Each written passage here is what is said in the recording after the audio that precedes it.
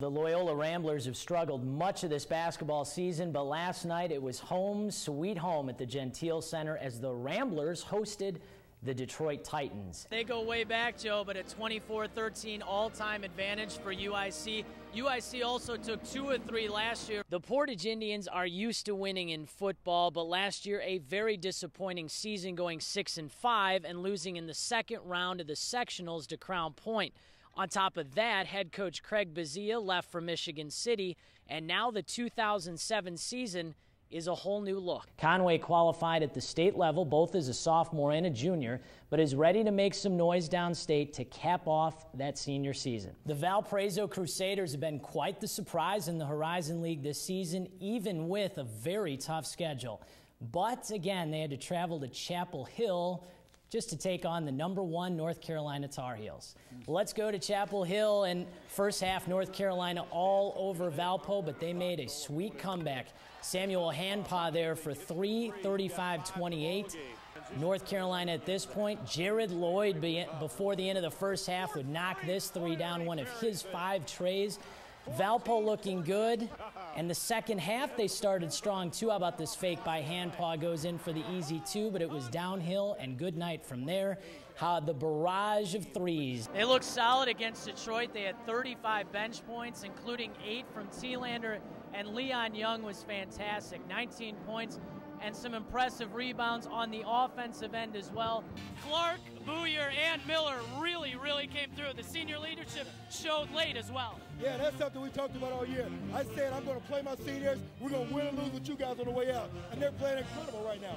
Coach, I've seen you animated before, but tonight was pretty crazy. All right, that's a good win for our program tonight. All right, congrats, Coach. She is Lakeshore Public Television's Athlete of the Week. On your marks, get set, and go. This is what all athletes want to hear when it comes to competition. But Lake Central's Anna Bona uses this phrase in all facets of her life. When you start a race, you finish it. Well, that's kind of how I view everything. If I get a sober step, I'm like, I just do it. That's just how my mindset is. So maybe, I don't know, maybe it's a little bit of Nike, just do it. So that's how I approach everything. Lake Central finished 8th at state in cross country last year, the best finish in school history. Head coach Denise Fitzgerald says last year's team was really good, but summer conditioning and senior leadership has taken this Lake Central squad to a whole new level. And that's where Anna comes in, because I have 5 really great senior leaders who make everyone accountable for coming during the summer. They work really hard, and so they pretty much set the tone for the work ethic. Bona is an all-state athlete in cross country, track, and swimming. She never will come up with excuses, even though she runs with allergies and asthma. Bona is one of the team captains who leads vocally and by example. Just try to be like the positive force. We always are there on time, make sure that everybody's okay, healthy, and try to watch out what the girls do, not only like in the season, but on the weekends, like, hey, make sure you get your sleep. Next week, is regionals. It's important. So that's how we kind of lead the team.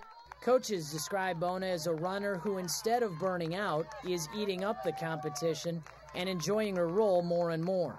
But while she's had so much individual success, Bona is all about the team concept.